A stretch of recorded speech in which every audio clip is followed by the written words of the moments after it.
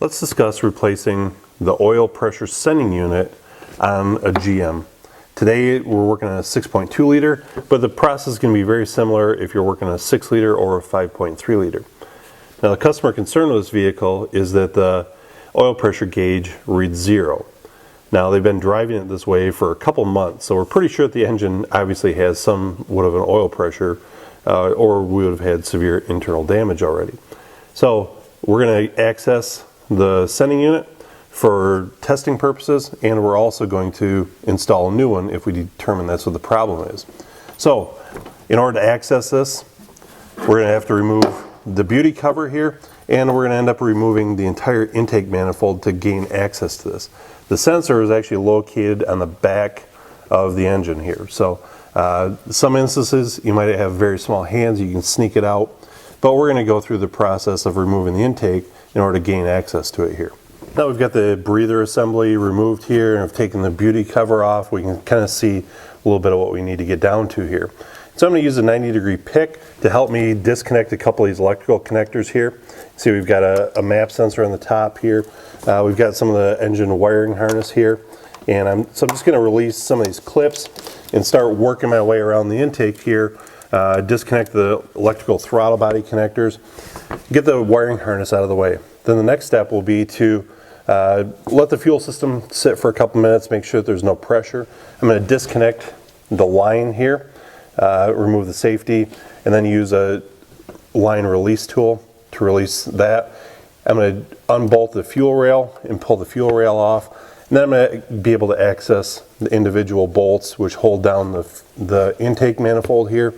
And we'll also get the alternator out of the way, so it gives us a little more room to access everything. Once that's done, I'll be able to remove the intake manifold out of the way, and we'll get down to our oil pressure sending unit. Alright, we've got all of our electrical components disconnected. I've removed the alternator and set that off to the side here. It was just 2 bolts and moved it over. Got the fuel rail out, and we've loosened up all the bolts that hold the intake into place. And so now it's time to just lift it out of here. It's going to take a little bit of wiggling. Got a bracket in the back yet we have to kind of overcome, but with some gentle maneuvering here, we'll be able to get this up out of place, and then we'll be able to access our oil pressure sending unit. Well, now we've got the intake manifold out of the way, we can see our oil pressure sending unit here. So first thing I'm going to do is unplug it, and I'm going to have to get the little gasket out of there so we can reseal the new one. But now I'm going to take my special oil pressure sending unit socket and a ratchet here, fit that on there. Broke loose pretty easy, and now I'll be able to spin out my old oil pressure sending unit. Now you can see our new one looks identical to it. OE fit, form, and function. And so we can thread that in here. You can see it comes with thread sealer already.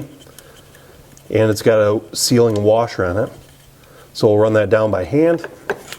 And then we'll use our ratchet and socket, torque it back down, and we'll make our electrical connection and start the reassembly process here.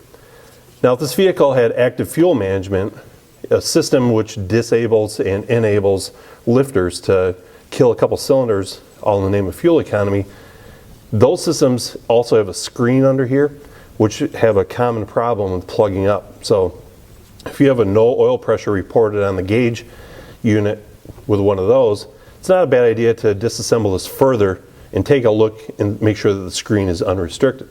This particular vehicle does not have active fuel management, so we don't have to worry about that. We're simply going to replace the sending unit.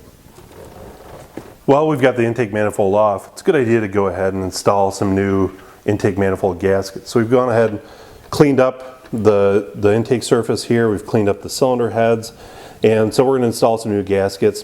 While we've got the fuel rail out, we're also going to go ahead and install some new O-rings that came on here, as well as the map sensor grommet. So it's a good idea to reseal it, clean it up while we got it apart, and now it's time to reassemble. Alright, we've got our new sending unit in place, we've got our new gaskets on the intake here. And so now we're going to work at reinstalling and setting the intake back in place. Got to get this vacuum booster hose rerouted properly here. And so once we get the whole thing settled into place, we'll go back through it and we'll retorque the bolts here. We'll go in, reinstall our fuel rail. We're going to lubricate those new O-rings so we don't cut them or cause any leaks here. And then we'll make our electrical connections again, reinstall our alternator here. Then we'll start the vehicle up and make sure that we now show oil pressure on the gauge.